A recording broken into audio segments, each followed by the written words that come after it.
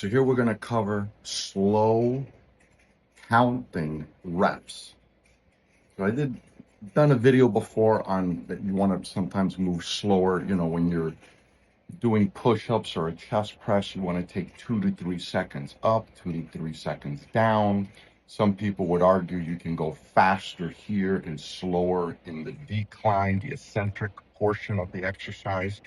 There's a few benefits to that, but generally when I'm working out, most of the time, if I'm doing, let's say, biceps curl with bands or a little bit of weight, I'm going to take 2 to 3 seconds up, 2 to 3 seconds down, more or less. I'm not counting in my head. Now, the intention of creating slow counting reps, it changes everything, because now you're thinking in your head, okay, I'm going to take 5 seconds to do just like if I'm doing a diamond push-up, I'm going to take 5 seconds just to go up. So I'm going to start here. 1, 2, 3, 4, 5. This is a different ball game here. And then I'm going to take 5 seconds to go back down. 5, 4, 3, 2, 1.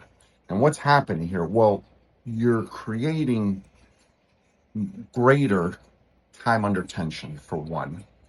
You're working your muscles out at a different rhythm, something they're not used to. And what I do notice, I don't do this too often. I might do this once every 2 weeks, once a month.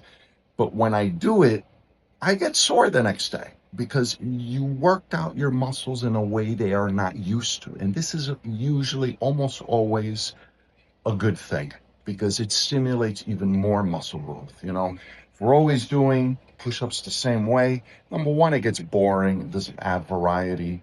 But number two, your muscles adapt to that rhythm. Remember, you have an innate intelligence inside of your body. Your body's always adapting to what's going on. And every once in a while, to keep your body on its toes, you want to throw in a curveball. And doing a slow count, 5 second or 3 second, 4 second, you can go up to 10 second. But doing a slow count reps throws in a curveball. Your muscles freak out. Like, what's going on here? Your innate intelligence, like, what is this? This is new. And you want that, because, again, stimulates muscle growth, more muscle fibers. It's just a good thing to do. And I do notice I feel sore after, because I don't do this too often. So this is what a slow count rep is. I'm going to go right into a few examples now. So here you can see I'm just doing a regular chest press with a fair amount of weight, but you can also see there a very thick black band. And this is about the rhythm that I go. This is normal, typical chest pressed, one of the 3 upper body workouts that I do. I only do 3 for the upper body, 2 for the lower body. Now here I'm using my Meta sunglasses, so the view is from my eyes, from my sunglasses, and you can see now I'm doing a 1, 2, 3, 4, 5, 5, 4, 3, 2, 1, 1, 2. I'm doing a 5 second count, so I'm doing the same exercise I just showed you, but now I'm doing it with the 5 second count, and you definitely get way less reps. It's much harder uh, to get as many reps, because you're spending way more time under tension. My normal cadence would be 2 or 3 seconds at the most, but now it's 5 seconds. It definitely makes a difference. And I'm going to go to failure here. You can see here I get to a point where I can't push it anymore. And it's ideal to do that with a band. Okay, so here now I'm doing the example with a diamond push-up, taking 5 seconds. 1, 2, 3, 4, 5, 5, 4, 3, 2, 1. Going very slow. I normally do about 28 regular diamond push-ups before I go to muscle failure using a band. But when doing a slow count, you're going to do way less. I think I only get like 7 or 8 reps here.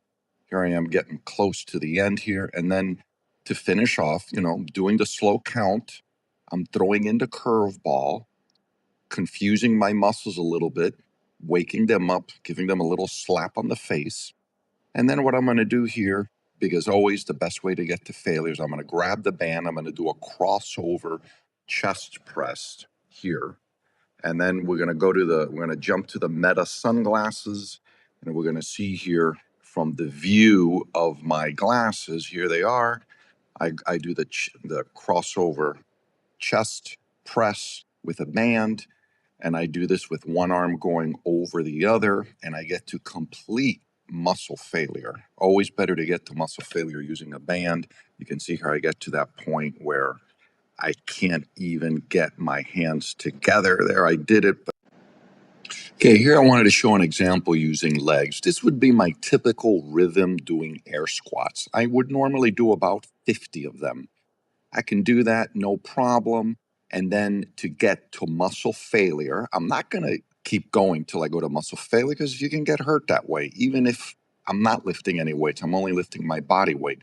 But what I'm going to do is once I hit my number of 50, I'm going to go immediately into a wall squat. So you can see here, I hit my number 50.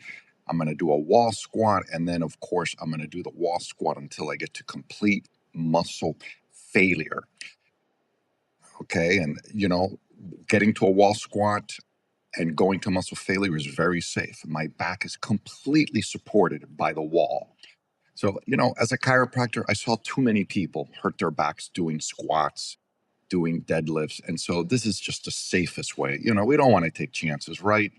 Go to failure doing a wall squat. Otherwise, don't go to failure. Okay, so there you saw me do 50 air squats and a wall squat. Of course, we're talking about slow count reps today. So instead of just doing 50 air squats, you can do a slow squat. 1, 2, 3, 4, 5, 5, 4, 3, 2, 1. And do those, and you're not going to do 50 because you're going to burn out way before you get to 50, but whatever number you do. I haven't done those. I can't remember the last time I did slow air squats, but they're effective. You're going very slow.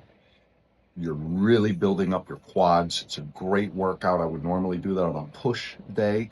And even there, when going slow, you're only using your body weight, but you don't really want to go to failure. I would still go to the wall squat, get to failure that way. Just like when I'm doing any type of chest press, I usually end up doing a banded crossover.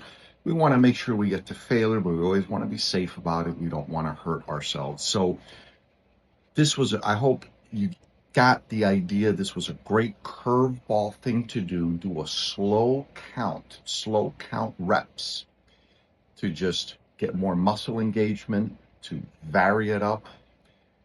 And this curveball will help you gain muscle. It'll give you a new soreness you may not have felt before. And this is always a good thing. Thank you for watching Subconscious Fat. I'll be out again next Monday with another video episode and Thursday with Mr. Skeptical. See you then. Bye.